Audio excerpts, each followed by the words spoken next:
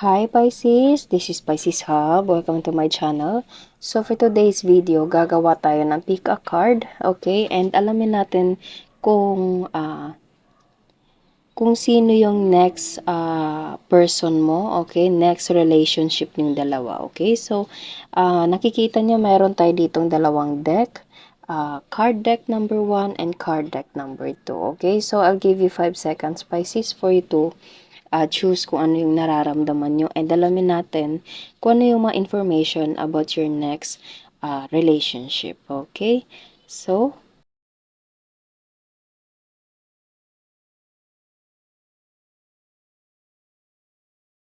hi Pisces, na pumili ng card deck number 1. Ito ay alamin natin kung ano yung mga impormasyon para sa next relationship mo. Okay? Pwedeng ito ay information about your next person. Okay?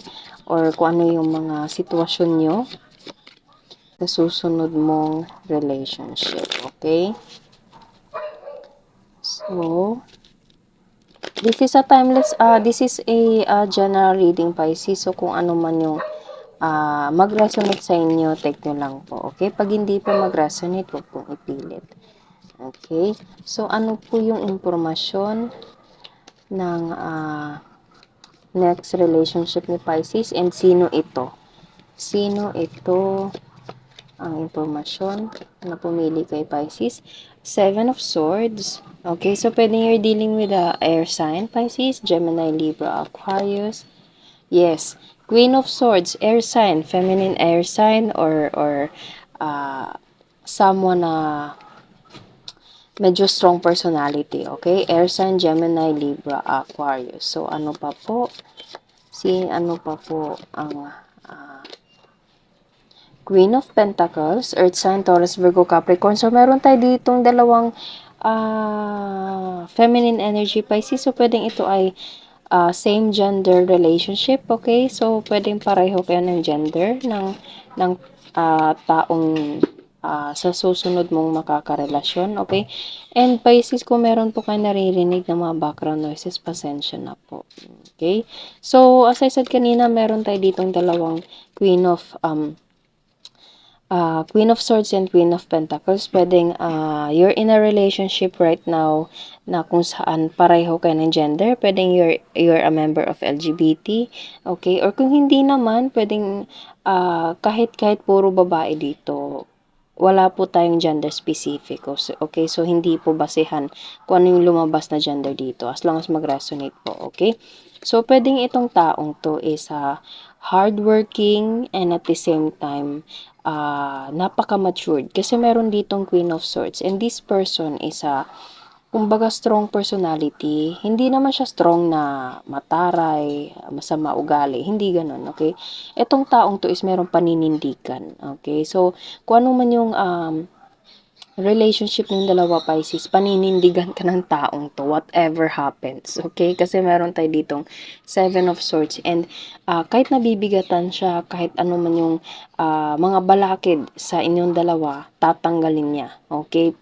Pipilitin niyang tanggalin yun para maging maayos lahat. Ganun siya ka, kumbaga, desidido para ipagpatuloy yung relationship ng dalawa, okay? So, this person is have a personality na strong, independent. Okay? So, napaka-matured, napaka-responsable ng taong to.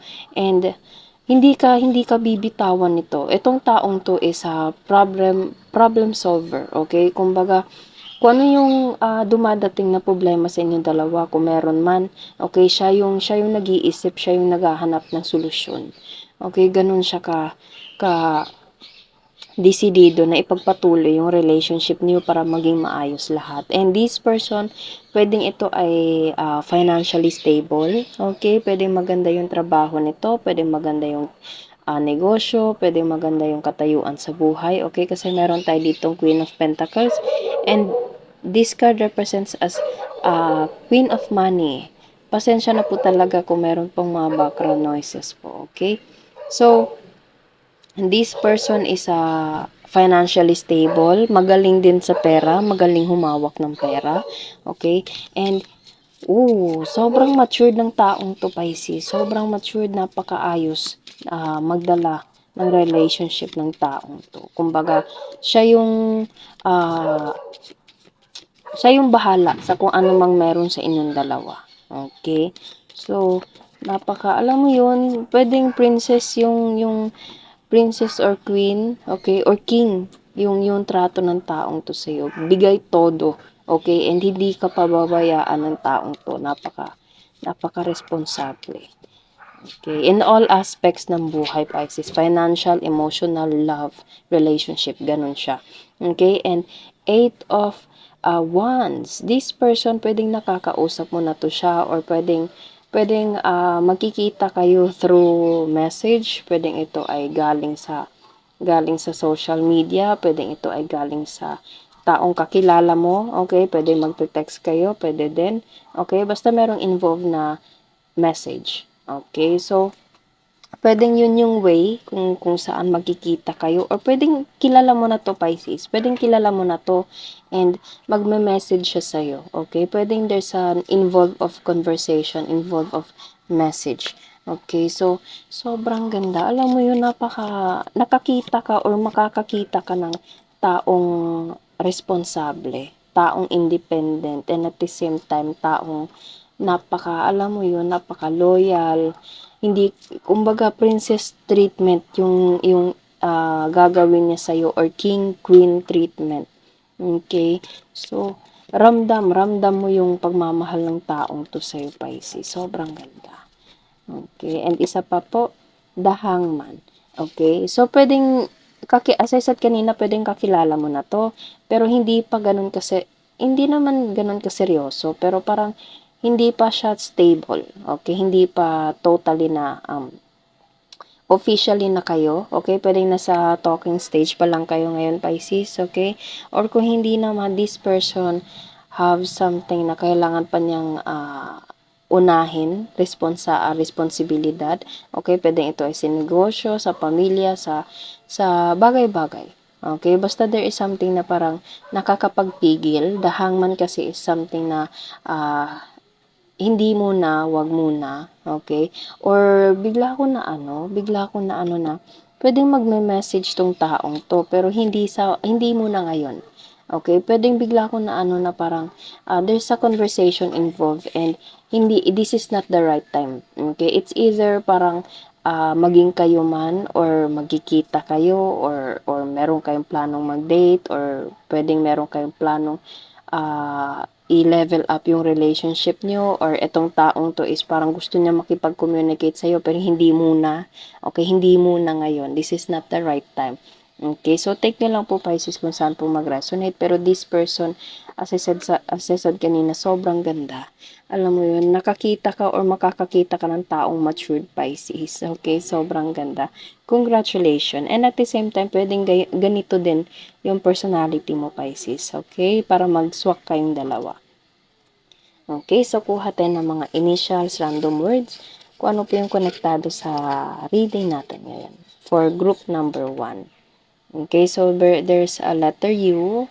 Okay, matangos ang ilong, katamtaman ng pangangatawan, madaldal, anak. Okay, so pwede merong involved na anak, bahay, city.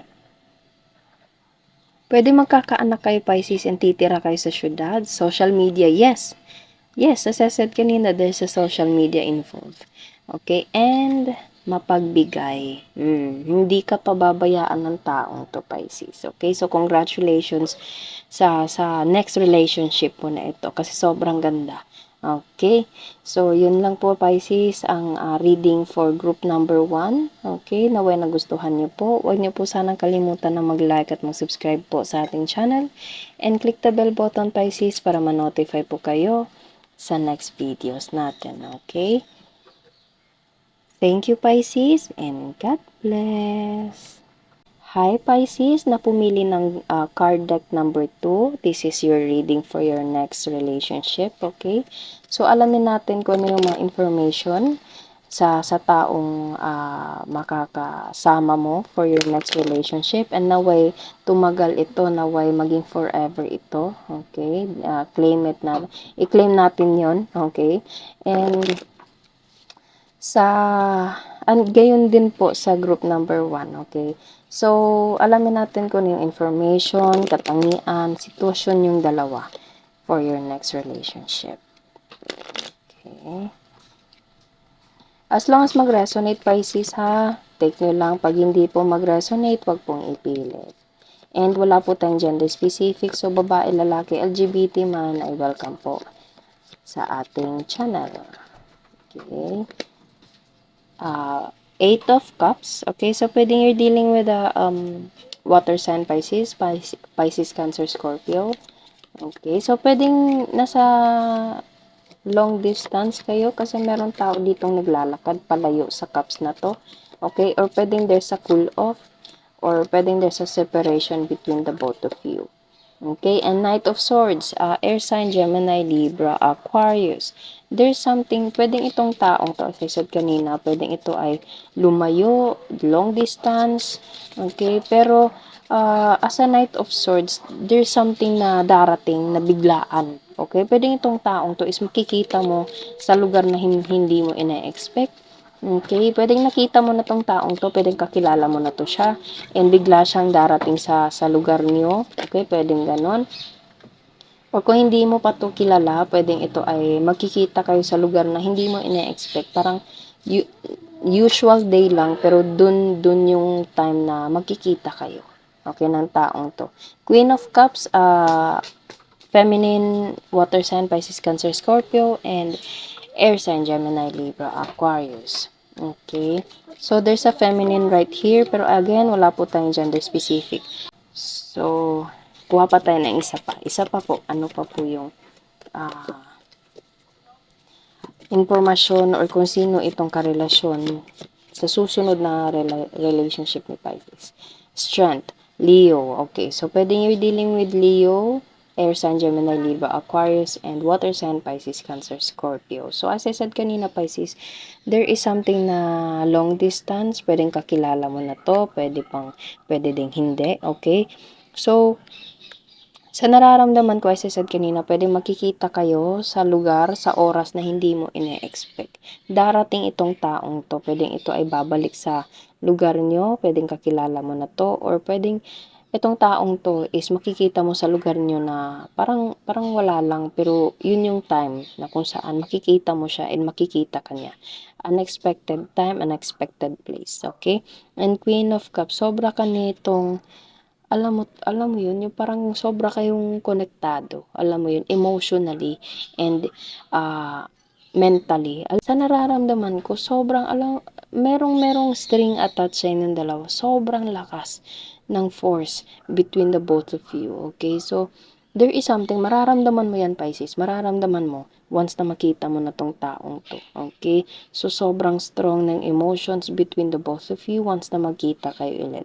And hindi ka makakalimutan ng taong to, Pisces. Once nakita ka niya, or once na makita mo siya, mabibighani ka, or mabibighani siya sa'yo. Okay? Sobrang ganda.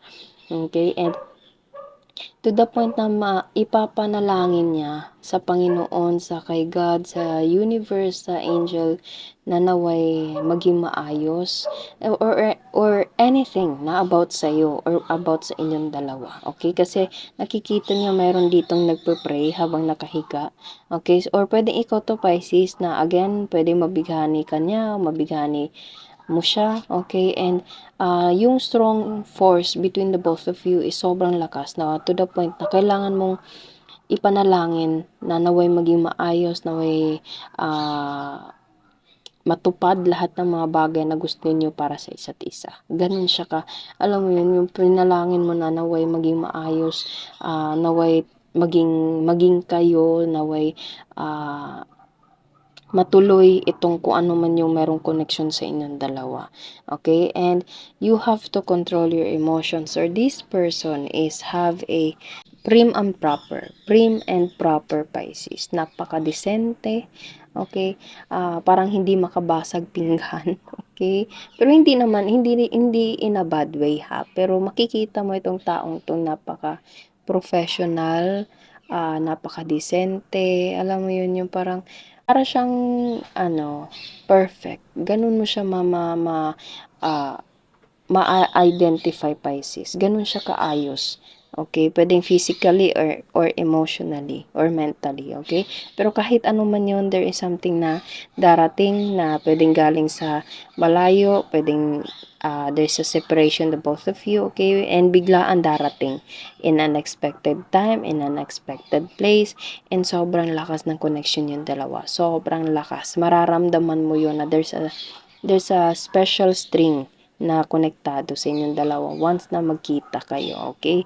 And ipagpapanalangin mo ito, Pisces, or itong taong to is ganun din siya sa'yo, okay? Kumbaga, you are his or her dream boy or girl.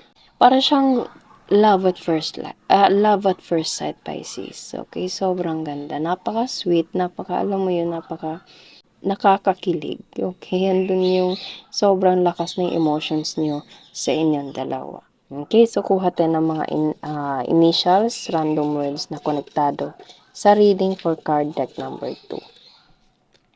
Okay, so merong initial letter K, matangos ang ilong, may kulay ang buhok. Okay, pwedeng ikaw, pwedeng siya, bahay. Pwedeng magkikita kayo sa bahay, Pisces. Okay, butterfly. Pwedeng sign yun. Okay, na pag itong taong to makita mo and merong butterfly sa paligid, pwedeng it's a sign. Okay, and older. Pwede mas matanda to sa'yo, Pisces, or ikaw yung mas matanda sa taong to. Okay, so yun lang po, Pisces, ang reading for card deck number 2. Naway nagustuhan niyo po. Huwag niyo po sanang kalimutan na mag-like at mag-subscribe po sa ating channel and click the bell button para ma-notify po kayo sa next videos natin, okay? Thank you, Pisces, and God bless!